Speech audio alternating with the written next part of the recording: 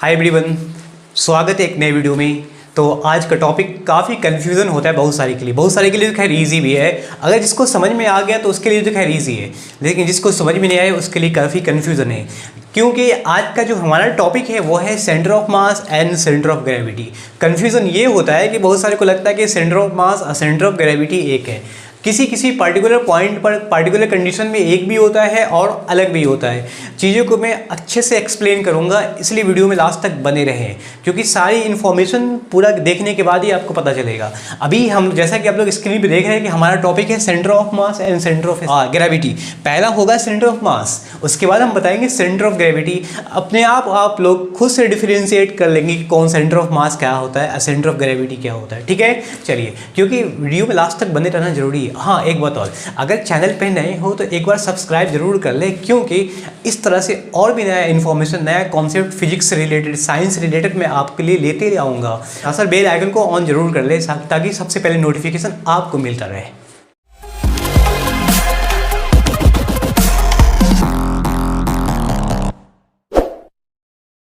आज का पहला हम लोग सीखेंगे सेंटर ऑफ मास, है ना। सेंटर ऑफ मास क्या होता है, जो लिखा हुआ है हिंदी मीडियम वाले आप लोग यहाँ पढ़ लोगे, इंग्लिश मीडियम वाले आप लोग यहाँ पढ़ लोगे। सेंटर ऑफ मास क्या है, द्रव्यमान केंद्र क्या होता है कि किसी बॉडी का, मैं ओवरऑल चीज़ें समझा देता हूँ कि किसी बॉडी का, अगर दो तरह का बॉडी हो सकता है, याद रखिएगा। एक वो बॉडी जिसका जो मास है यूनिफॉर्मली डिस्ट्रीब्यूटेड होता है, पूरी तरह इक्वल होता है। एक्चुअल में हर एक बॉडी पार्टिकल से बना हुआ है। अगर मैं बात करूँगा, ये बॉडी हमारे पास एक मार्कर है, तो ये एक पार्टिकल से बना हुआ है। इसका मतलब है कि पार्टिकल का जो डेंसिटी है वो हर जगह सेम है, बराबर है। इसको हम बोलेंगे यूनिफॉर्मली डिस्ट्रीब्यूटेड। एक वो पार्टिकल, एक वो बॉडी होता है, एक वो वस्तु होता है, हिंदी वाले एक वो वस्तु होता है जिसका जो द्रव्यमान होगा, जिसका जो घनत्व होगा वो सेम नहीं होगा, कहीं ज़्यादा होगा, कहीं हल्का होगा, कहीं भारी होगा, ऐसा हो सकता है। वो कहलाता है नॉन यूनिफॉर्मली डिस्ट्रीब्यूटेड मास। ठीक है, तो एक वो बॉडी जिसका यूनिफॉर्मली डिस्ट्रीब्यूटेड है, तो उसका जो सेंटर ऑफ मास होगा वो एक पॉइंट होगा। सेंटर ऑफ मास उस बॉडी पर एक पॉइंट होगा जिस पे टोटल मास कंसंट्रेटेड होता है, संकेंद्रित होता है, केंद्रित होता है, उस पॉइंट पे केंद्रित होता है ताकि उसको बैलेंस कर दे। मैं बता दूं आपको एक बार, इसका जो यूनिफॉर्मली बॉडी है, क्या होता है यूनिफॉर्मली बॉडी, देखो एक यूनिफॉर्मली डिस्ट्रीब्यूटेड बॉडी मास है, यूनिफॉर्मली डिस्ट्रीब्यूटेड मास। ठीक है, इसका मतलब एक ऐसा बॉडी होगा, एक स्क्वायर टाइप का हमने शेप लिया। अच्छा, इसमें दो चीज़ ध्यान रखना जरूरी है। एक तो हर एक ऑब्जेक्ट का, हर एक बॉडी का एक ज्योमेट्रिकल पोजीशन होता है, ज्योमेट्रिकल पॉइंट होता है। इसका जो ज्योमेट्रिकल पॉइंट होगा वो इसके बीचों बीच होगा। मान लो एक बॉडी जिसका यूनिफॉर्मली डिस्ट्रीब्यूटेड पूरी तरह से, इसका मतलब ये यूनिफॉर्मली डिस्ट्रीब्यूटेड मास इसका इसलिए है क्योंकि इसका मास हर एक जगह पॉइंट पर सेम है। ठीक है, तो इसका ये ज्योमेट्रिकल पॉइंट है, ये इसको हम बोलेंगे ज्योमेट्रिकल पॉइंट, ज्योमेट्रिकल पॉइंट, ये होगा ज्योमेट्रिकल पॉइंट। और इस पॉइंट पर अगर हम देखेंगे कि यूनिफॉर्मली डिस्ट्रीब्यूटेड बॉडी है तो ज्योमेट्रिकल पॉइंट ही इसका क्या होगा, सेंटर ऑफ मास होगा। ज्योमेट्रिकल पोजीशन ही इसका, geometrical point he centre of मास होगा। क्यों? क्योंकि इसी पॉइंट पर ये ऑब्जेक्ट का टोटल मास संकेंद्र है, मतलब केंद्रित है। क्योंकि इस पॉइंट पर वो बॉडी क्या होगा, बैलेंस हो जाएगा, संतुलित हो जाएगा। आई बात समझ में? देखो, ये हमारे पास यूनिफॉर्मली डिस्ट्रीब्यूटेड मार्कर है। ठीक है, लाइक अगर इसका एडिशनल पोर्शन को हटा दिया जाए तो कोई इशू की बात नहीं, रहने तो कोई दिक्कत नहीं। सपोज मैं इसको क्या करता हूँ, बैलेंस करने की कोशिश कर रहा हूँ मैं।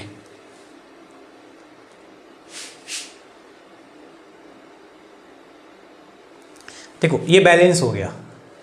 अगर आप देखेंगे ना अगर आप देख पाएंगे तो शायद इस साइड कम है, इस साइड ज़्यादा है। इसका ज्योमेट्रिकल पोजीशन, इसका ज्योमेट्रिकल पॉइंट कहीं और है,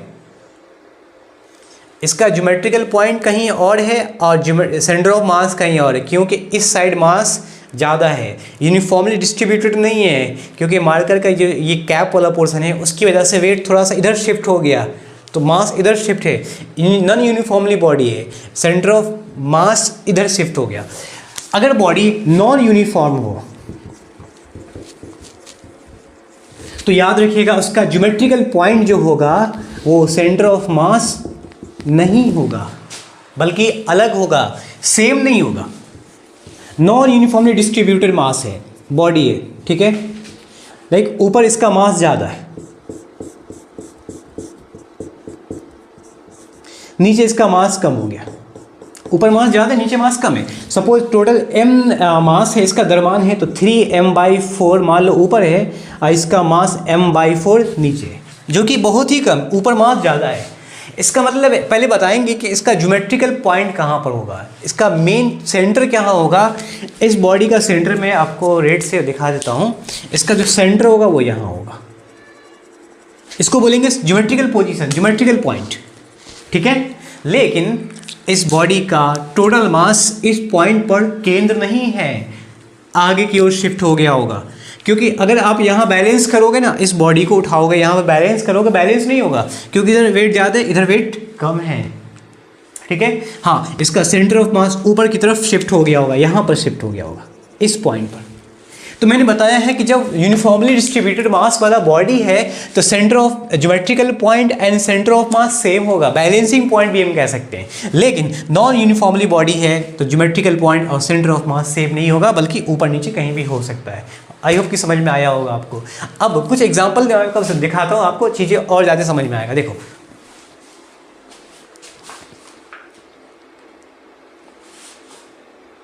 जैसे कि आप देख पा रहे हैं ना, यहाँ कुछ एग्जाम्पल्स है। एक सेकंड, मैं थोड़ा सा पास लाता हूँ। हाँ ठीक है, हाँ ठीक है। जैसे कि आप देख पा रहे हैं कि ये एक सिलेंडर है, तो इसका यूनिफॉर्मली डिस्ट्रीब्यूटेड, ये सारे के सारे जो स्ट्रक्चर दिख रहे हैं आपको, 2 डायमेंशनल एंड 3 डायमेंशनल, ये है 2 डायमेंशनल, वो सारे के सारे क्या है, इसका जो डॉट दिखा रहा है वो सेंटर ऑफ मास है, यूनिफॉर्मली डिस्ट्रीब्यूटेड है।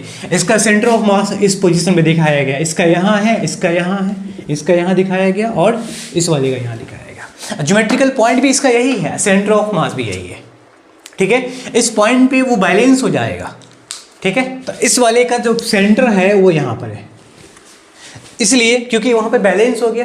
जिस पॉइंट पर बैलेंस होगा, याद रखिएगा, वही सेंटर ऑफ मास है। हाँ, लेकिन वो ज्योमेट्रिकल पोजीशन हो भी ज्योमेट्रिकल पॉइंट हो भी सकता है और नहीं भी हो सकता है।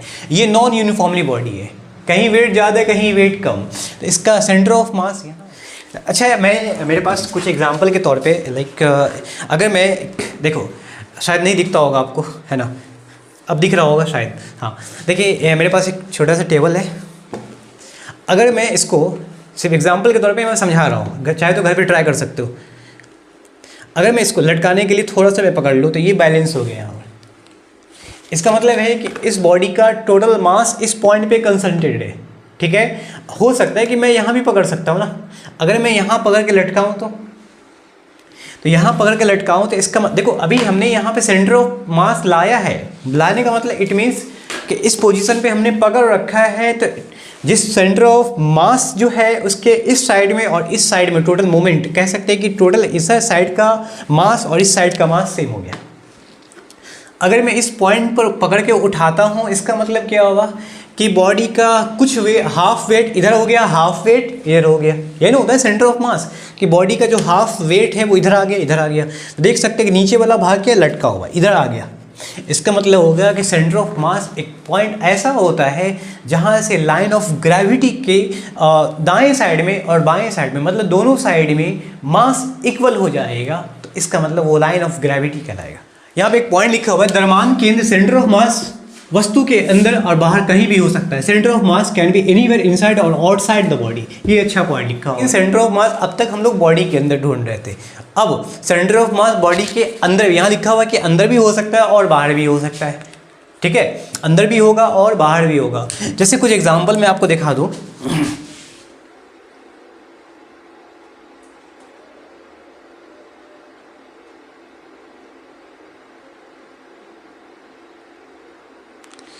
कुछ एग्जाम्पल आप यहाँ देखो, पहले आप यहाँ एग्जाम्पल देख लो। यहाँ पे खड़ा हुआ है, देखो यहाँ पे खड़ा हुआ है, तो इसका जो सेंटर ऑफ मास है वो इस पोजीशन पे, हाथ, दोनों हाथ को ऊपर सीधा खड़ा कर लिया, इसका मतलब वेट ऊपर की तरफ बढ़ गया, तो सेंटर ऑफ मास जो है वो यहाँ पर आ गया, मास का सेंटर इस पॉइंट पर आ गया, थोड़ा सा ऊपर शिफ्ट हो गया, ठीक है। अब ये बॉडी झुक गया तो सेंटर ऑफ मास नीचे आ गया, इस पॉइंट पर आ गया। तो आप देख सकते हो कि सेंटर ऑफ मास बॉडी के अंदर भी है और बॉडी के बाहर भी है। शायद आपने कभी जैसे मैं बता दूं, एक वीडियो मैंने आप शॉर्ट से ऐड कर रहा हूँ, वहाँ आप खुद देख सकते हो सेंटर ऑफ मास किस तरह से बॉडी से बाहर हो सकता है। तो बूढ़ा आदमी को आपने देखा होगा कि वो झुक कर चलता है। इसका मतलब झुक कर चलने का मतलब ये होगा कि उसका सेंटर ऑफ मास आगे की ओर शिफ्ट हो जाता है। खास आपने देखा होगा पर्वत पे लोग, पहाड़ पर लोग चढ़ते हैं तो वो झुक कर चढ़ता है। इसका मतलब सेंटर ऑफ मास वो शिफ्ट हो जाता है आगे की ओर। तो सेंटर ऑफ मास जो होगा, याद रखिएगा, है ना, centre of mass is shifted towards heavy mass, है ना, हैवी मास की ओर वो क्या हो गया, वो शिफ्ट हो जाएगा सेंटर ऑफ मास। एग्जांपल के तौर पे मैं बता दूं आपको, अभी हमें ये नोट करना है कि अभी सेंटर ऑफ मास हमारा ये, अगर एक तरफ ऑब्जेक्ट को हेवी लगा देता हूँ तो उसका सेंटर ऑफ मास शिफ्ट हो जाएगा। देखिए यहाँ पे मैं मार्क कर लिया, ठीक है, इस पॉइंट पे हमने मार्क कर लिया। अब तो अभी हमारा सेंटर ऑफ मास ये है। अब एक ऑब्जेक्ट को एक साइड में हम लटका देते हैं, लाइक हमने एक सेलो टेप लिया, देखिए अब मैंने इधर लटका दिया। इसका मतलब कि सेंटर ऑफ मास के इस साइड में ऑब्जेक्ट का वेट ज़्यादा हो गया, इस इधर कम हो गया। तो मैंने क्या बताया कि सेंटर ऑफ मास जो होगा वो शिफ्ट हो जाएगा किधर, towards the heavy mass, heavy mass की तरफ वो शिफ्ट हो जाएगा। अगर मैं यहाँ पे पकड़ता हूँ तो ऑब्वियसली अनस्टेबल पोजीशन पे, ये स्टेबल नहीं है। थोड़ा सा और पीछे पकड़ूँ, यहाँ पकड़ूँ, यहाँ पकड़ूँ, देखते हैं, देखिए ये स्टेबल हो गया। अब देख सकते हैं आप कि इसका सेंटर ऑफ मास पहले कहाँ था और अब कहाँ आ गया।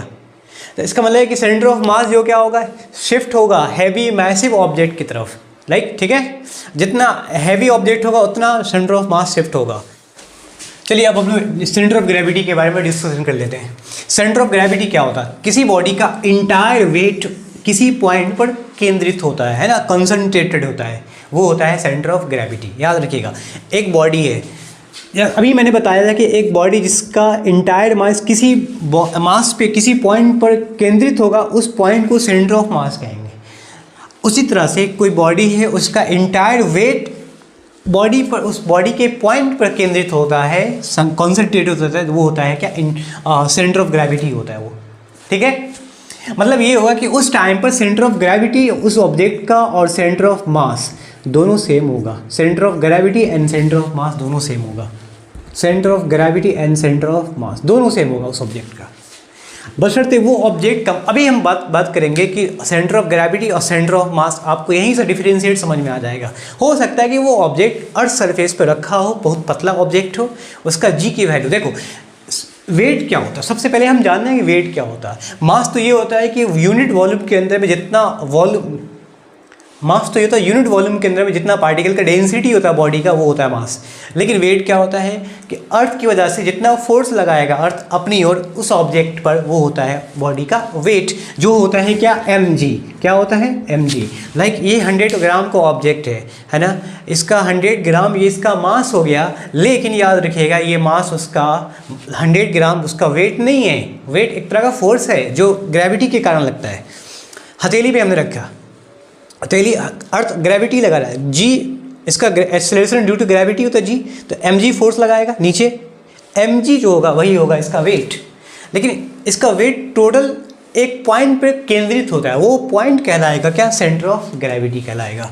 देखिए अब मैं बात करूंगा centre of mass and centre of gravity के डिफरेंशिएट। अब हम लोग डिस्कशन कर लेते हैं centre of mass and centre of gravity के बारे में। अभी तो हम लोग खैर पूरी तरह से नहीं किया centre of mass and centre of gravity क्या होता है। देखिए एक ऑब्जेक्ट लेते हैं, है ना, फॉर लाइन ऑब्जेक्ट, एक लाइन ऑब्जेक्ट हमने लिया, ठीक है।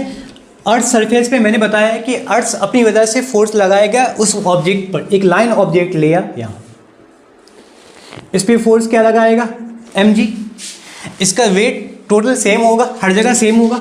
इस बॉडी पर एक पॉइंट, ऐसा पॉइंट आएगा जिस पे टोटल वेट उस बॉडी पर केंद्रित होता है। ये बात याद रखिएगा, एक पॉइंट पे केंद्रित होता है। इसका मतलब है कि ये लाइन ऑब्जेक्ट है, पतला ऑब्जेक्ट है, ये कह सकते हैं। इसका सेंटर ऑफ ग्रेविटी यही होगा, याद रखिएगा। सेंटर ऑफ ग्रेविटी क्या है, यही है सेंटर ऑफ ग्रेविटी, ये पॉइंट होगा।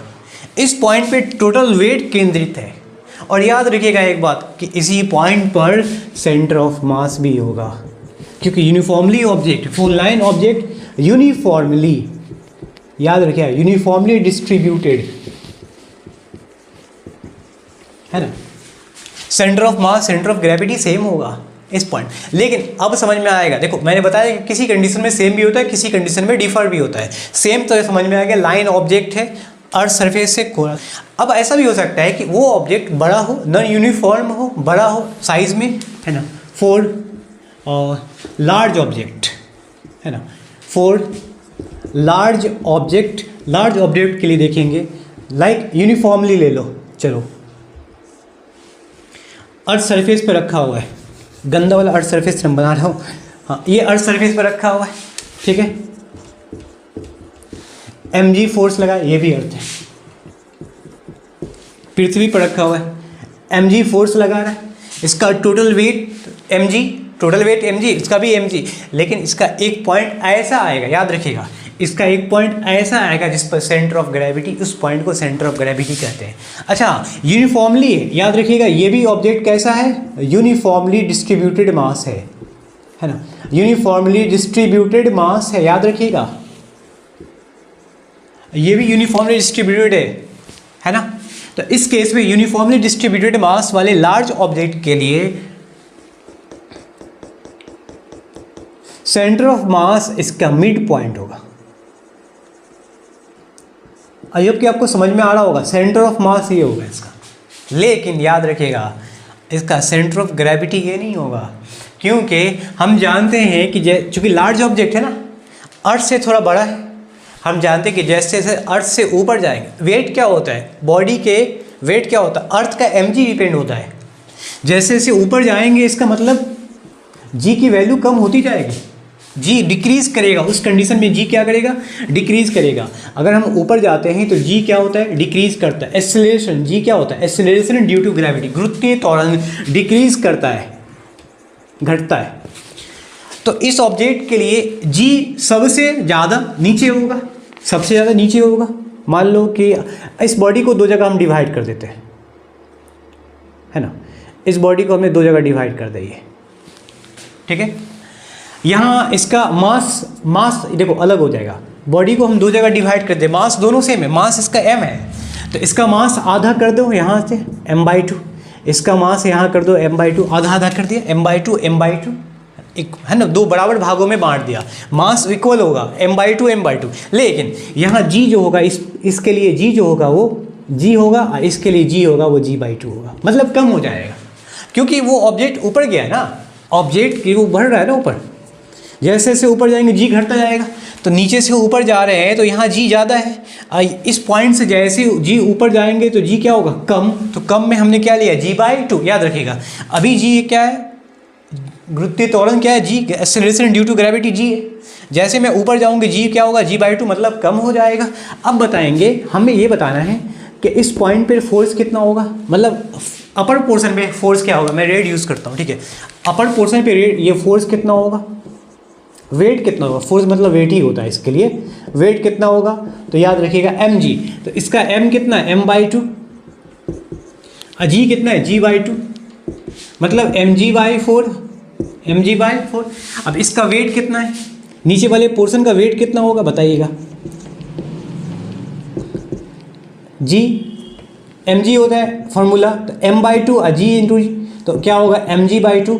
तो आपको अब फटाक से ये बता रहा है कि ज़्यादा फोर्स कहाँ होगा, नीचे या ऊपर, जल्दी से बताइए, ज़्यादा फोर्स क्या होगा, नीचे या ऊपर। ऑब्वियसली नीचे, ये mg/2 है, ये फोर्स ज़्यादा है, ये फोर्स क्या है, अधिक है, याद रखिएगा, ये फोर्स क्या है, अधिक है, और ये फोर्स क्या है, कम है। जब ये फोर्स नीचे वाला ज़्यादा है, ऊपर वाला फोर्स कम है, इसका मतलब उस बॉडी का वेट, फोर्स मतलब वेट नीचे ज़्यादा है, इसका मतलब सेंटर ऑफ ग्रेविटी जो होगा वो सेंटर ऑफ ग्रेविटी नीचे ज़्यादा होगा, क्योंकि लार्ज, जैसे सेंटर ऑफ मास के केस में क्या होता है, सेंटर ऑफ मास शिफ्ट होता है हेवी मास की तरफ, जैसे मैंने दिखाया प्रैक्टिकल करके, उसी तरह से क्या होगा, centre of gravity heavy weight की तरफ शिफ्ट हो जाएगा। तो इसका हेवी वेट नीचे है, इसका हेवी वेट नीचे, क्योंकि जी ज़्यादा है, जी ऊपर कम है, हेवी वेट कम नहीं, बल्कि यहाँ वेट कम है, नीचे वेट ज़्यादा है, इसका मतलब सेंटर ऑफ ग्रेविटी जो होगा उसका नीचे की ओर शिफ्ट हो जाएगा। ये उस बॉडी का सेंटर ऑफ ग्रेविटी ये होगा। आई होप को आपको समझ में आ गया होगा। तो मैं आपको एक बार फिर से बता दूं कि ये जो है, ये वाला पॉइंट, ये सेंटर ऑफ मास है एंड ये वाला पॉइंट क्या है, सेंटर ऑफ ग्रेविटी है। क्योंकि हाफ वाले पोर्शन में ग्रेविटी ज़्यादा है, मतलब वेट ज़्यादा है, इसलिए सेंटर ऑफ ग्रेविटी नीचे ज़्यादा होगा, हैवी वेट की तरफ शिफ्ट हो जाएगा। तो इससे ये समझ में आया कि लार्ज ऑब्जेक्ट के लिए यूनिफॉर्मली डिस्ट्रीब्यूटेड मास है ना, यूनिफॉर्मली डिस्ट्रीब्यूटेड मास होगा। लार्ज ऑब्जेक्ट के लिए सेंटर ऑफ ग्रेविटी और सेंटर ऑफ मास इक्वल नहीं होगा, लार्ज ऑब्जेक्ट के लिए दोनों अलग हो जाएगा। लेकिन एक लार्ज ऑब्जेक्ट, बल्कि एक पॉइंट ऑब्जेक्ट के लिए, एक लाइन ऑब्जेक्ट के लिए सेंटर ऑफ मास और सेंटर ऑफ ग्रेविटी एक ही पॉइंट होता है ना। ये कोइंसाइड करेगा, कोइंसाइड का मतलब है कि एक ही लाइन पर संरेख हो जाएगा। संरेख का वैसे एक लाइन पर भी होता है, खैर वो नहीं, कोइंसाइड मींस क्या, तो ओवरलैप करना। आप ये समझ लो सिंपली कि एक लार्ज लाइन के ऑब्जेक्ट के लिए सेंटर ऑफ मास जो क्या होगा और सेंटर ऑफ ग्रेविटी दोनों सेम पॉइंट होगा। लेकिन लार्ज ऑब्जेक्ट के लिए अर्थ की वजह से वो ऊपर चला गया तो ग्रेविटी कम हो गया ऊपर जाकर, वेट नीचे ज़्यादा, वेट ऊपर कम। वेट एक तरह का फोर्स होता है, वेट नीचे कम है, वेट नीचे ज़्यादा है, वेट ऊपर कम है। इस वजह से वेट जो होगा उसका नीचे ज़्यादा है तो सेंटर ऑफ ग्रेविटी वो नीचे की ओर शिफ्ट हो जाएगा। इस टाइम पे सेंटर ऑफ ग्रेविटी ये है और सेंटर ऑफ मास ये है। ठीक है, आई होप को आपको दोनों का डिफरेंस समझ में आ गया होगा, आइंदा आप लोग नहीं भूल पाएंगे। तो आई होप कि आज का वीडियो आपको काफ़ी पसंद आया तो एक बार जरूर लाइक कर दे, वीडियो को जरूर शेयर कर दे। थैंक यू सो मच, आज के लिए बस इतना ही।